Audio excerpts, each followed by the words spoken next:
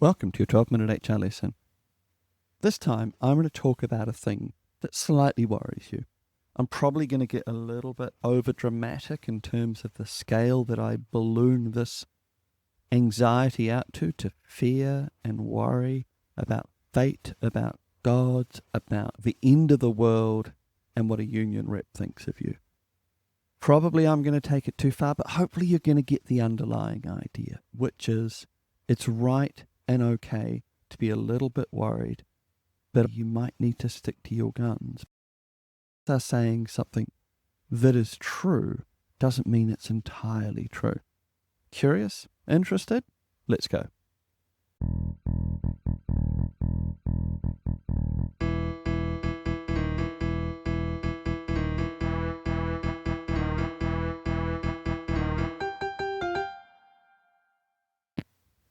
So today I've got a really interesting and really obscure trope or idea or pattern or recurring theme that we can see within stories, within myth, within literature, that I think is really interesting and I think is universal and I think is applicable to the workplace, in which I can help you see a situation differently, a little bit wiser. The interesting idea here is control, is fate. Within a lot of fiction, within a lot of mythology, there is this underlying idea of how much free will and how much control do we have? And a lot of stories play with that. A lot of stories ask that question, do you have free will, or has someone else, have the gods, decided it for you? And this is the really interesting idea. The idea that a character can live or exist outside of the plan. There are lots of characters whose single capability, whose uniqueness, what makes them extraordinary, is no great strength or capacity, but that the gods or fate is blind to them. They act with free will. And that is terrifying to the gods. There's elements of this idea of how much can an individual step outside of their fate, all through Greek myth and Greek literature. More modern ideas, people have sort of woven this idea into the idea of vampires. And one of the really interesting stories that you get is the idea that vampires descended from Cain, the evil brother that God cast out to walk the earth. Set aside from the great plan, he is excluded and he is left out. But on the other hand, that is a threat to us. I also see this in some more modern fiction, and I haven't read the books, I sort of vaguely know what happens.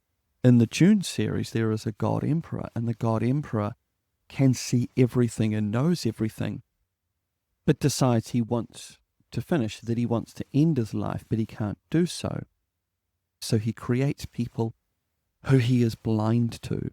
So to me, that's a fascinating idea, that people, that gods in power, that positions of authority are afraid of variables that they cannot control.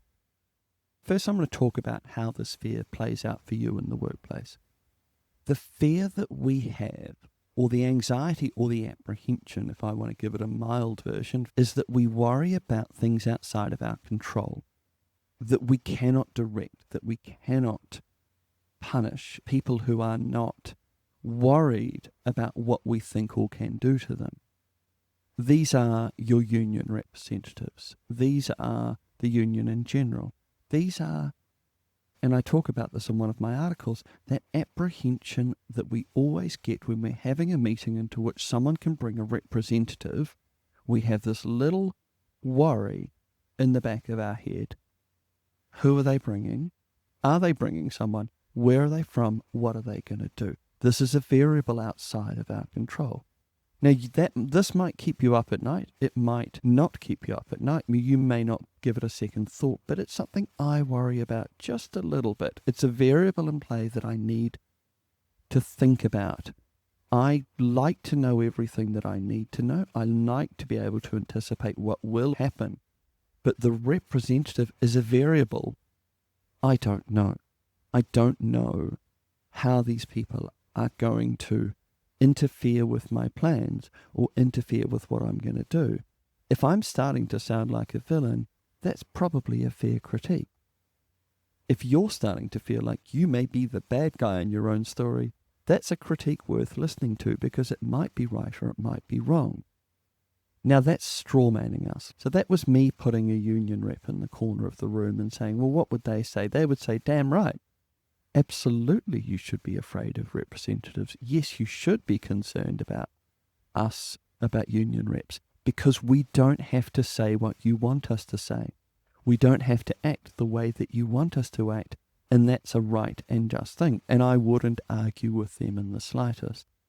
So to strawman, yes, we should be worried about people outside of our control. Yes, that worry is coming from a good place. Now let's strongman the situation. If we are gods in this situation, we are not vain and capricious gods. We are not emotive and angry and flippant and punishing on a whim. We are Odin trying to prevent Ragnarok. I'm going to really risk running my metaphors here, but in Norse mythology, the fate at the end of all things is the destruction of the world with predetermined outcome. Odin fights and dies versus this monster. Thor fights and dies versus this monster. The final climax of the story has already been written. The Norse gods know how and where they will die, but they don't know when. And they are trying to stave off Ragnarok. If we are gods, if we are people with power, we are not using vaguely and arbitrarily without rhyme or reason. Yes, we have power, but with power we have responsibility. We have to worry about Ragnarok. We have to worry about what if everything goes wrong. Now, it's not the end of the world, but it could be the end of the company. Companies are not so flush and so certain that they will last forever. They are constantly having to make sure that they will survive. They are constantly having to trim their sails and adjust and keep things right, or else they will fall behind, get taken over, go under, all of these things. And it's our job to make sure that things are kept safe. So yes, if we are exercising power, and we are having to worry about people outside of that power, as we have a union rep to whom we are beholden, we also have the fate of the company. Now, I may be being over dramatic, but we at least have the fate of the team or the fate of this department to worry about. We have to think about the long term and the bigger picture. Does that mean that we don't have to listen? No. Does this mean that we need to fight or push away from these representatives who turn up outside of our control and say and do things that we do not want them to? No, we have to, and we should do, because it is both right and fair for us to do so. But on the other hand, we're not cartoon bad guys. Just because they are speaking truth to power doesn't mean that we are wrong. We need to hear their truth, but we need to recognize there's lots of different truths. And we need to decide which truth is the right truth. So, this is all getting a bit grandiose and dramatic. Anytime you and I are both gods, we've probably gone about 11 out of 10 on the scale here, haven't we? So what do you need to think about? What's the little nugget? You are right to worry about representatives. You are right to have that feeling of anxiety when someone outside of your organization, outside of your control, comes in to tell you what you ought to be thinking and what you ought to be doing. They can be agents of destruction. They can be agents of help. Now, I've written 2 articles on this on our website. You need to go find those if you want to know more about the concepts of agents for chaos or agents for help. But you are right to feel worried about them. Because they may or may not say things that you don't want to hear. The important thing is, just because you are worried, just because you're anxious, don't get defensive. They have something to say. They're probably saying it for the right reasons, or they're saying what they think is the truth. They may even do some sneaky things. At the end of the day, what they are trying to do is help someone who they feel is at a massive disadvantage. And that's true because the employee is at a disadvantage.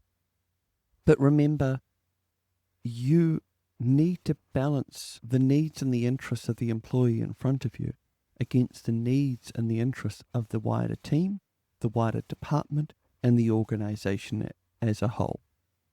We are Odin. We are Zeus. We are not doing things because we feel like it. We are doing things to stave off dangers beyond the horizon.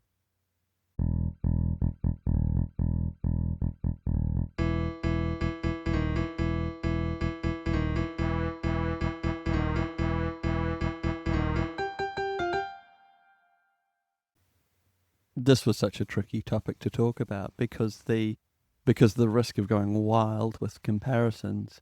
Hey, in this situation, you're Zeus, or you might be Skeletor. You might be the petty tyrant in charge of everything that the plucky hero is trying to overthrow. But on the other hand, the employee, maybe they're Thor, maybe they're Loki. Hard to say. Anyway, hopefully I've not overthrashed the metaphors in this one. Hopefully you got the underlying idea.